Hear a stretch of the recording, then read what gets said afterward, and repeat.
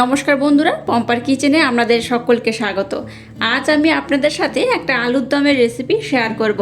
তবে আমরা সব সময় যেভাবে আলুর দম বানিয়ে থাকি ঠিক সেভাবে নয়। আজ বানাবো হাতে মাখা আলুর দমের রেসিপি। আলুর দম তো আমরা নানা রকমভাবে বানিয়ে খাই, তবে আমার মতো একবার বানিয়ে দেখবেন, অসাধারণ খেতে হয়। রুটি, লুচি, পরোটা যার সাথে খান না কেন জাস্ট অসাধারণ লাগে। তাহলে চলুন দেরি না করে একদম ইউনিক পদ্ধতিতে আজকের এই হাতে মাখা আলুর দমের রেসিপিটা দেখে নেওয়া যাক। আজকে একদম নতুনভাবে একটা আলুর দমের রেসিপি আপনাদের সাথে শেয়ার করার জন্য দেখুন, প্রথমে আমি নিয়ে নিয়েছি এখানে একটা মিক্সির জার। এর মধ্যে দিয়ে দেবো একটা টমেটোর অর্ধেকটা, দিয়ে দেবো গ্রেট করে রাখা একটু আদা আর একটু রসুন,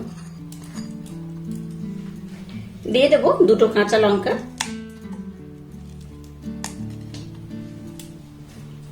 দিয়ে দেবো হাফ চামচ সাদা তিল, দিয়ে দেবো 4 থেকে 5টা কাজু বাদাম। এবার এখানে কোনো রকম জল ব্যবহার না করে এটাকে আমি খুব ভালোভাবে ব্লেন্ড করে নেব। দেখুন এখানে আমি কিন্তু কোনো রকম জল ব্যবহার করিনি। জল ব্যবহার ছাড়া এটাকে এইভাবে কিন্তু ব্লেন্ড করতে হবে। এবার দেখুন একটা পাত্র নিয়ে নিলাম। এবার এখানে নিয়ে নেবো 6টা আলু। আলুটাকে দেখুন একটু বড় সাইজের করে আমি কেটেছি, যেহেতু এখানে আলুর দম আমি বানাবো তাই একটু বড় করে আমি কেটেছি। আলুর পরিমাণটা আমরা চাইলে কম বেশি করে নিতে পারেন। এবার এই আলুর মধ্যে দিয়ে দেবো একটা গোটা পেঁয়াজ, একটা সম্পূর্ণ পেঁয়াজ এইভাবে আমি টুকরো টুকরো করে কেটে নিয়েছি, সেটাকে দিয়ে দিলাম। যে পেস্টটাকে আমি বানালাম সেই পেস্ট এখানে এবার দিয়ে দেবো। দিয়ে দেবো 1 চামচ হলুদ গুঁড়ো, জিরে আর ধনে গুঁড়ো একসাথে ব্লেন্ড করে রাখা সেই 1 চামচ এখানে আমি দিয়ে দেবো। আর কালারটা ভালো হওয়ার জন্য কাশ্মীর লাল লঙ্কার গুঁড়ো একদম সামান্য পরিমাণে দিয়ে দিলাম। দিয়ে দেবো স্বাদ মতো বা পরিমাণ মতো লবণ, দিয়ে দেবো ব্লেন্ড করে রাখা মিষ্টি একদম সামান্য পরিমাণে। এবার এখানে দিয়ে দেবো সামান্য পরিমাণে সর্ষের তেল। এবার সমস্ত উপকরণ খুব ভালোভাবে হাত দিয়ে মেখে নিতে হবে বা চামচ দিয়ে মেখে নিলেই হবে। তো এইভাবে কিন্তু এটাকে প্রথমে আমি খুব ভালোভাবে মেখে নেব। একদম ইউনিক স্টাইলে আজকের যে হাতে মাখা আলুর দমের রেসিপি আপনাদের সাথে শেয়ার করছি, আমার মতো একবার ট্রাই করবেন, দুর্দান্ত খেতে হয়। আলুর দম কম বেশি আমরা কিন্তু সবসময় বাড়িতে বানাই, তবে এরকম ইউনিক স্টাইলে আশা করি কেউ হয়তো কখনো বানাননি। তো একবার হলো ট্রাই করবেন, খুব সুন্দর খেতে হয়। দেখতে তো সুন্দর হয় আর খেতে অসম্ভব সুন্দর হয়। রুটি, পরোটা, লুচি কিংবা মুড়ির সাথেও কিন্তু দারুণ লাগে। এটাকে দেখুন খুব ভালোভাবে আমি ম্যারিনেট করে নিয়েছি। এবার এটাকে আমি 10 মিনিটের জন্য রেস্টে রেখে দেবো। 10 মিনিট পর কিন্তু আমি আপনাদের সাথে নেক্সট স্টেপ শেয়ার করব। 10 মিনিট পর দেখুন গ্যাসটাকে জেলে দিয়ে একটা কড়া বসিয়ে কড়াটাকে ভালোভাবে গরম করে নিয়েছি। এবার এর মধ্যে আমি দিয়ে দিলাম সামান্য পরিমাণে সর্ষের তেল। আলুর দমটা চেষ্টা করবেন সাদা তেলে না বানিয়ে সর্ষের তেলে বানাতে, তাহলে কিন্তু খেতে দুর্দান্ত হয়। তেলটাকে একটু হালকা গরম করে নিয়েছি।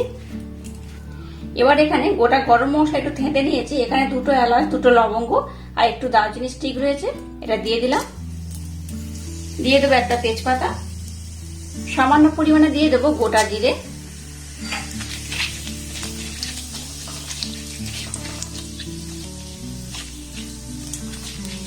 এবার এটাকে একটু নাড়াচাড়া করে ভেজে নেব। এবার যে আলুটাকে আমি হাতে মেখে রাখলাম সেটার মধ্যে দিয়ে দেব।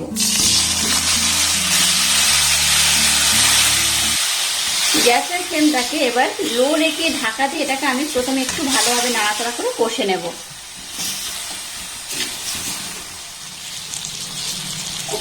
দেখুন সমস্ত মশলা দিয়ে আলুটাকে কিন্তু খুব ভালোভাবে কষে নিয়েছি, দেখতেই পাচ্ছেন একদম কিন্তু কষা কষা হয়ে গেছে। এবার মিক্সির জারটা দিয়ে সামান্য পরিমাণে জল এখানে দিয়ে দেবো।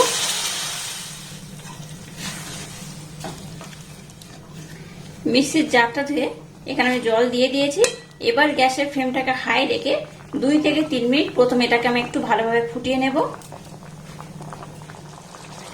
মিক্সির জারটা ধুয়ে যে জলটা দিলাম সেটা দিয়ে দেখুন এটাকে আমি খুব ভালোভাবে নাড়াচাড়া করে কষে নিয়েছি। আর দেখুন একদম কিন্তু মাখো মাখো হয়ে গেছে। এবার এখানে দিয়ে দেবো গরম জল।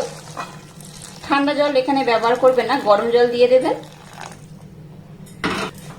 আর জলটা কিন্তু একটু দেখে শুনে ব্যবহার করবেন। যদি মনে করেন একটু বেশি গ্রেভি গ্রেভি পছন্দ করবেন তাহলে কিন্তু জলের পরিমাণটা একটু কম দেবেন। আর যদি মনে করেন গ্রেভির পরিমাণটা একটু কম হবে, মানে একটু ঝোল ঝোল হবে, তাহলে কিন্তু জলের পরিমাণটা একটু বেশি দেবেন। তো আলুটাকে যেহেতু সিদ্ধ করতে হবে তাই কিন্তু আমি এখানে এই পরিমাণে জল দিয়েছি। এবার এটাকে ঢাকা দিয়ে দিয়ে খুব ভালোভাবে আমি রান্না করে নেব।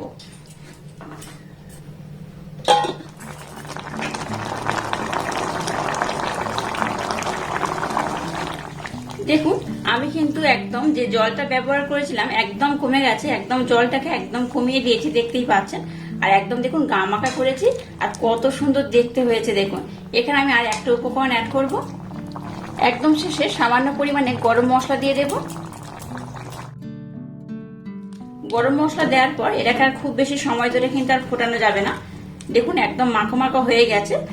আমরা যদি চান আরো একটু মাখো মাখো করবেন, করতে পারেন, তবে আমি কিন্তু আর মাখো মাখো করবো না, এটা এইরকমই থাকবে। এবার আমি গ্যাসটাকে বন্ধ করে দিলাম। দেখলেন তো কত সহজে আর কত সুন্দরভাবে আজকের এই আলুর দমের রেসিপিটা রেডি হয়ে গেল। একঘেয়েমি আলুর দম না বানিয়ে একদম ইউনিক স্টাইলে এইভাবে কিন্তু একবার আলুর দমটা বানাতে পারেন। এইভাবে একবার আলুর দম বানিয়ে পরিবারের সবাইকে পরিবেশন করুন, দেখবেন আপনাকে ভীষণ প্রশংসা করবে আর খুব সুন্দর খেতে হয়। আর আজকের এই আলুর দমের রেসিপি যদি আপনাদের ভালো লাগে তাহলে চ্যানেলটাকে লাইক, শেয়ার, কমেন্ট এবং সাবস্ক্রাইব করবেন। আর পাশে থাকা বেল আইকনটা প্রেস করে দেবেন। তাহলে টাটা, আবার দেখা হচ্ছে নতুন কোনো রেসিপি নিয়ে।